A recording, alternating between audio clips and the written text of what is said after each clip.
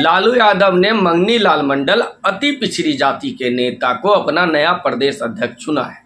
इससे मेरी वो बात सही साबित हो गई जो मैंने कहा था कि जातीय जनगणना से सबसे ज्यादा पीड़ा उन नेताओं को होगी जो खुद को पिछड़ों के नेता बताते हैं और जो पिछड़ी जाति की राजनीति करने का दम भरते हैं।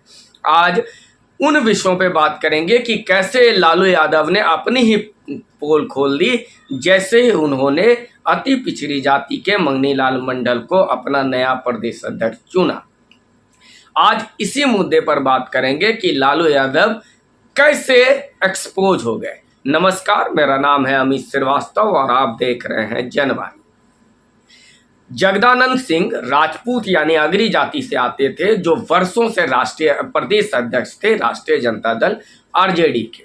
लालू यादव की पार्टी है। लालू यादव खुद को पिछड़ों के नेता बताते थे और जगदानंद सिंह जो अगरी जाति के थे उनको टोकन या सिंबल के रूप में उन्होंने प्रदेश अध्यक्ष बना के रखा हुआ था। लेकिन अब राजनीति बदल गई है। अब जातीय सर्वे हो गया बिहार में और केंद्र सरकार में मोदी सरकार ने जातीय जनगणना को मंजूरी दे दी है। इसका परिणाम क्या होगा यह बात लालू यादव समझते हैं, क्योंकि उन्हें अपने राजनीति के इतिहास बोध क्या है। वो जानते हैं कि कैसे संसोफा खत्म हो गया और लालू यादव ने नए प्रदेश अध्यक्ष जो अति पिछड़ी जाति से आते हैं मंगनी लाल मंडल, उनको नया प्रदेश अध्यक्ष नियुक्त किया है।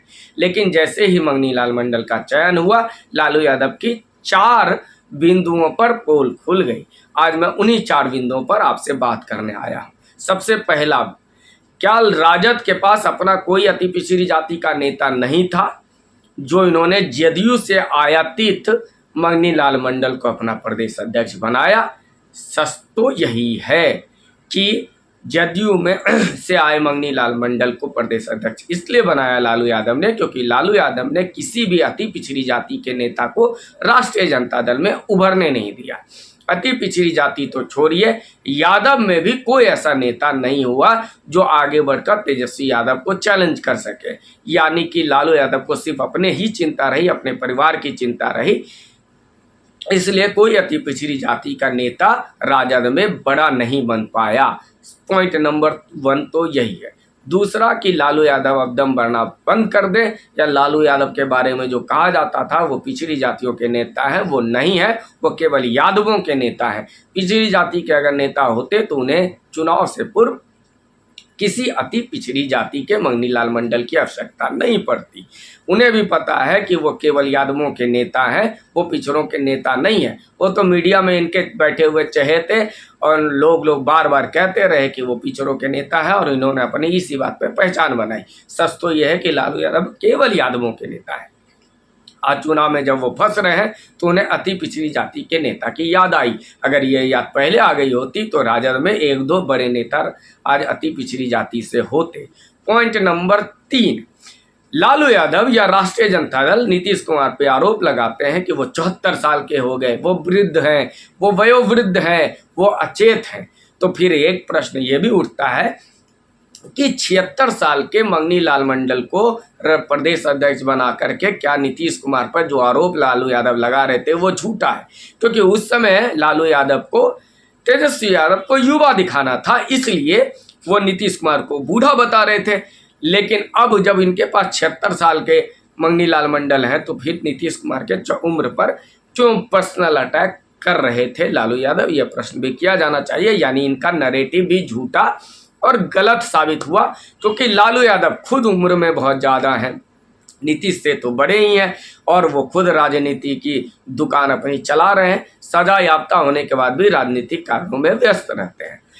लेकिन मेरा विश्लेषण थोड़ा सा आगे है कि आखिर 76 साल के मंगनी लाल मंडल की क्यों आवश्यकता पड़ी। दरअसल लालू यादव को चिंता केवल अपने तेजस्वी यादव, अपने लाल की है, अपने बच्चों की है। यदि कोई अति पिछड़ी का नेता जो युवा है वो राजद का प्रदेश अध्यक्ष बनता तो वो तेजस्वी यादव के लिए चैलेंज हो जाता, क्योंकि जातीय जनगणना जैसे होगा फिर से जातीय की राजनीति चरम पर आएगी, जैसा कि 80 के दशक में हुआ था। ऐसे में अगर कोई नेता जो युवा है वो स्थापित हो जाता तो वो तेजस्वी यादव से बड़ा नेता बन जाता। जब कोई नेता बड़ा बन जाता तो तेजस्वी यादव के लिए खतरा बनता, और लालू यादव कभी स्वीकार नहीं करेंगे कि तेजस्वी यादव कोई भी पिछड़ी जाति का बड़ा नेता तेजस्वी यादव के सामने चैलेंज हो सके, क्योंकि वर्तमान में नीतीश कुमार है। नीतीश कुमार के जाते ही लालू यादव या तेजस्वी यादव खुद को बड़ा नेता पिछड़ों का बताएंगे। ऐसे में अगर कोई अति पिछड़ी जाति का नेता अगर प्रदेश अध्यक्ष होता और जिसको लंबी पारी खेलने का मौका मिलता तो वो स्थापित हो जाता। लालू यादव ये चाहेंगे नहीं। 76 साल की उम्र इसलिए चुना गया है क्योंकि अगला चुनाव बिहार में फिर 4 साल के बाद लोकसभा का होगा जो 29 में तय है, और फिर बिहार विधानसभा का 30 में। 80 वर्ष के हो चुके होंगे मंगनी लाल मंडल, जो तेजस्वी यादव के लिए कोई चैलेंज नहीं होंगे। इसलिए 76 वर्ष के वयोवृद्ध मंगनी लाल मंडल को चुना गया।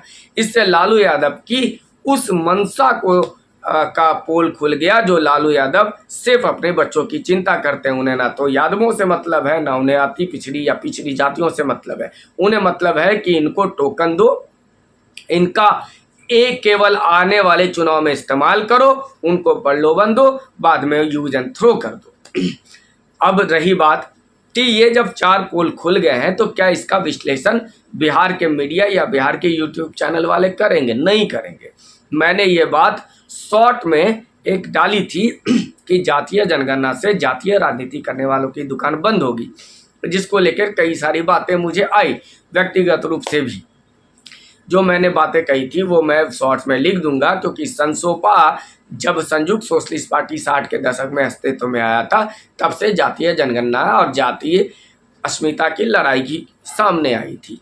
संसोपा ने बांधी घाट 100 में पिछड़ा पावे 100 में 60 ये नारा दिया गया था, लेकिन उस समय भी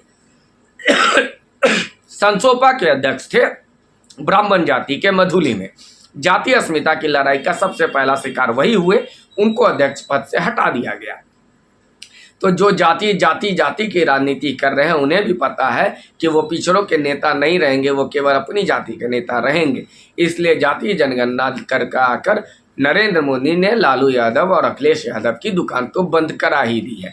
आपका इस विषय पे क्या कहना है कृपया मुझे कमेंट में बताइए। ये मेरा छोटा सा प्रयास है जनवाणी, जिसको मैं मन की बात की तरह लेता हूँ। पेन डायरी लेकर लिखने से अच्छा एक वीडियो भी बना लेता हूँ जो बातें लिखता हूँ। अब नरेंद्र मोदी जी की तरह तो मैं नियमित नहीं रहता, लेकिन इस चैनल पे कभी कभार बिहार की राजनीति से संबंधित कुछ टिप्पणियां करता हूं। कृपया आपका सहयोग चाहिए। इस चैनल को देखिए और इस चैनल को सब्सक्राइब कीजिए और लोगों तक शेयर कीजिए। धन्यवाद।